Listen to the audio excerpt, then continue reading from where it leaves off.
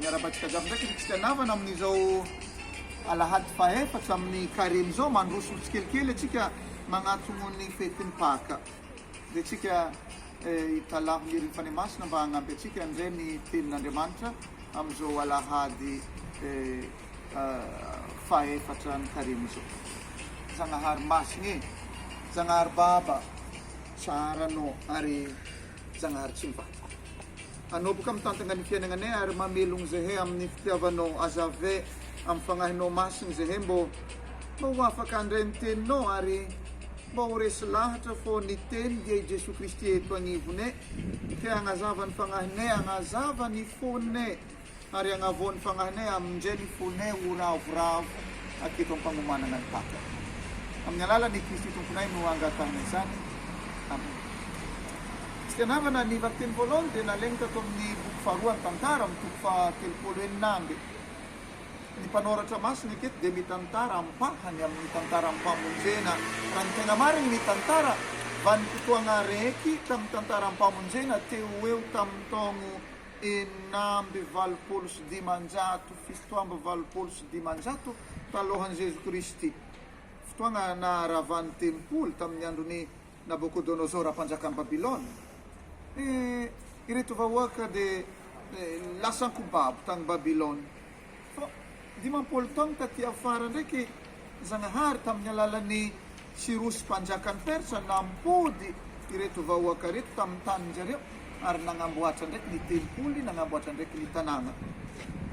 Kristianavana ny vakteny voalohany araka ny fatatsika nandritran'ny vakteny voalohany aroson'ny liturgia atsika mandritra ny carême ny tantara amintsika mandrakariva ny fanekempiavanana tamin'ny alady voalohany fanekempiavanana tamin'ny Noé, ny alady faharoa fanekempiavanana tamin'ny Abrahama, alady fahatelo hitatsika tamin'ny alady lasana Zagnahary nagnano fanekempiavanana nagnamian'ilay didy folo tamin'ny tendrombohitra Sinaï tamin'ny alalan'ny Moïse.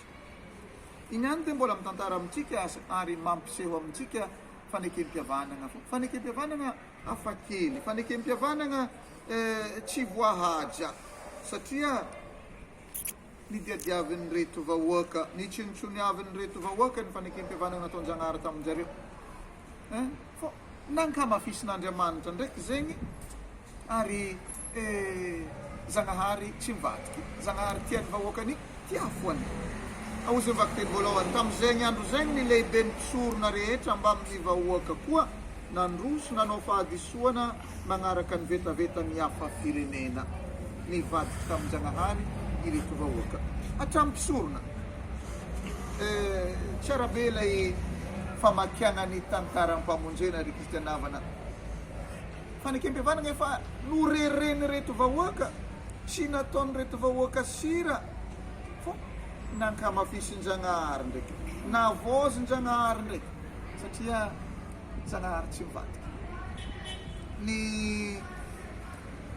noravan'ny Nabucodonosor boka ilay tanàna ny reto vahoaka ary lasa ankobabo ireto vahoaka nandritrany fahababoana nefa tsapanjareny aratsy anjareo tany vao tonga esy tsapanjareny adisoanjareo ke ny baba ny fona tamin'ny Zagnahary nanga-pardon dia Zagnahary mamindra fo ary magnafaka ny vahoakany ary nagniraka araka nefa nikorantiko teo any Sirosy mpanjakan'ny Persa nagnafaka an'reto vahoaka reto ke nampody zareo ndraiky tamin'ny tanànan-jareo.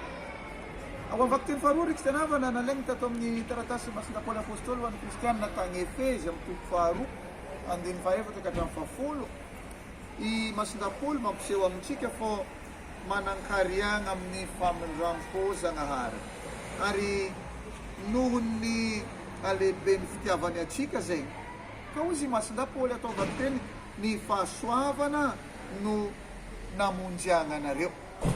Ny fahasoavana, ny famonjena, ny fitiavan-Zagnahary dia fagnomezan-Zagnahary memem-poagna. Na dia mpanota atsika dia tian-Zagnahary, amian-Zagnahary ny fahasoavana. Na dia fatrapibolbolila matetika aza atsika. Ry kristianavana antsovigny bebaka atsika ary antsovigny ierigny amin-Zagnahary. Ny tegna fibebahana dia ny fandraisanao an'i Kristy. Ny tegna fibebahana dia ny fandraisanao an'ilay fitiavana memempoana amin'ny Janahary Baba ke tokony ihany koa hovaliana amin'ny alalan'ny fitiavana, amin'ny alalan'ny finoana. Ny evanjely dia ny evanjely Masina Joany amin'ny toko fahatelo andininy fahafolo efatramby ka hatramin'ny faharoapolo araiky amby. Ny evanjely agnatin'ilay koragna ny fagnanaovan'ny Nikodema tsy Jesoa. Agnatin'ny koragna io Jesoa Kristy mampafantatra atsika fô atsika hitanany tian-Janahary tatobe ary no tiavin-Janahary tamin'ny alalan'ny zanany no porofon-Janahary izay fitiavany atsika zany tamin'ny fagnomezana atsika ny zanany. Amin'ny toko fahaenina ambin'ny folo dia mazava tsara be ny tenin'ny Jesoa Kristy. Aozy hoe fa lehibe tokoa ny fitiavan'Andriamanitra n'izao tontolo izao ka nomeny ny zanany tokana mba tsy ho very izay rehetra mino azy fa hanana ny fiainana mandrakizay. Zavanareo re kristianina havana nipaka amintsika ilay fitiavan-Janahary nandrorogno tamintsika tato ary tonga nofo i Jesoa Kristy ke izay mandray anazy mahazo finoana. Kristianina havana i Jesoa Kristy tambony tany taketo tonga tambony tany taketo dia tsy tonga mbô hitsara, tsy tonga mbô hanameloko atsika fô tonga indrindrandrindra mbô hanavotra atsika, mbô hamonjy atsika. Ozy ny evanjely izay mino azy dia tsy ho tsaraina fa izay tsy mino kosa dia efa voatsara rahateo. Tandremo ry kristianina havana, tandremo satria araka ny evanjely Masina Joany aketo dia tsy Janahary no mitsara atsika fô atsika fogna no mitsara ny tegna atsika. Karakory moa no hitsara atsika ny tegna atsika? Amin'ny safidy sy amin'ny asa izay asehontsika amin'ny fiainana atsika andavanandro. Raha mifidy ny magnano ny tsara atsika dia mifidy ny famonjena atsika zay. Fô izy koa ndraiky magnano raha tsy manjary no mahasofy atsika, ny fahotana no ilomagnoza atsika, ny asosy antotsy, ny fialongana no mameno ny fiainantsika, mamorery tegna atsika zay. Atsika fogna boka amin'izay ny fotoana no magnamiabon-tsentra ny aignintsika. Ry kristianina havana, ny fitsaragna dia tsy ny fitsaragna mbôloavo fogna, tsy ny fitsaragna farany fogna, tsy raha fitura, tsy raha mbola ho ela be.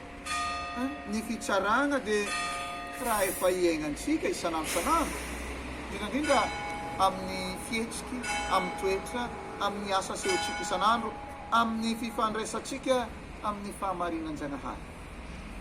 Aozy Kristy tonga amin'izao tontolo izao ny fahazavana fô naleon'ny ologno ny aiziny toy izay ny fahazavana satria nagnino? Satria ratsy ny asany.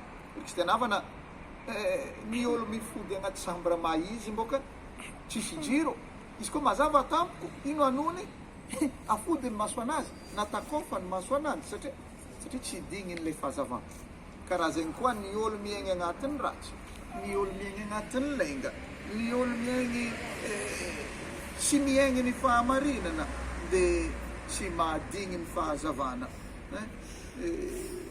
Izy koa tonga ny fahazavana dia mifody, mahandrimba, tsy magneky. Izay magnano ratsy dia tsy misokatra amin'ny fahamarinana, fô izay magnano ny tsara dia misokatra amin'ny fahamarinana.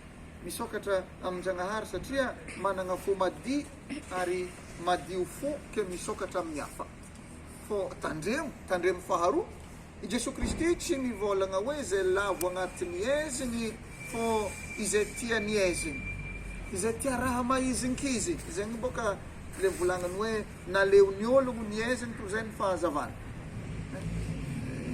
Atsika hoe possible ny halavoantsika agnatin'ny aiziny fô raha hafa koa le hoe tia raha maizinkizy.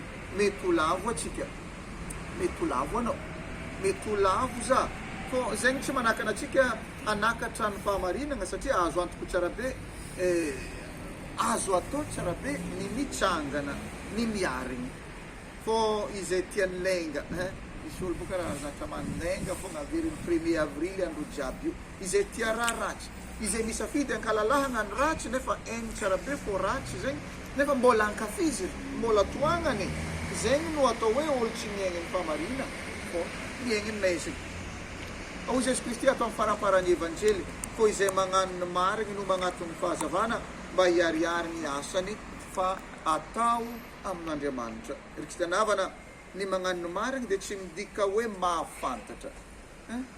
Ny magnano ny marigny tsy midika hoe mahay ny marigny, fô ny olo magnano ny marigny dia miaigny ny fahazavan-Janahary, mipetraka ao amin'ny fahazavan-Janahary satria ny fahamarinana dia i Jesy Kristy. Ny fahamarinana tsy fanehoan-kevitry, ny fahamarinana tsy hevitry atao tsy anjery, ny fahamarinana dia programa am-piainana satria ny fahamarinana dia i Jesoa. Izay miaigny i Jesoa ry Kristiana havana dia mahazo ny famonjena. Izay miaigny an'i Jesoa fahamarinana dia mahazo afaliana, mahazo aravoravoana. Zagnahary baba, tegna mankalaza nideranao zay no ny teninao na mianao zay niany, ny teninao zay magnazava ny fiainanay ary magname asiny ny fiainanay. Ampizay agnatanteraka zegny amin'ny fiainanay ke irasa zegny amin'ireo havanay izay mitady sy mikatsaka ny tegna fahamarinana, izay mitady sy mikatsaka ny tegna fitiavana dia i Jesy Kristy zanakanao tomponay. Fô izy velogny sy manjaka amin'ny taogno mandrakizay. Amen. Bon dimanche olo jiaby.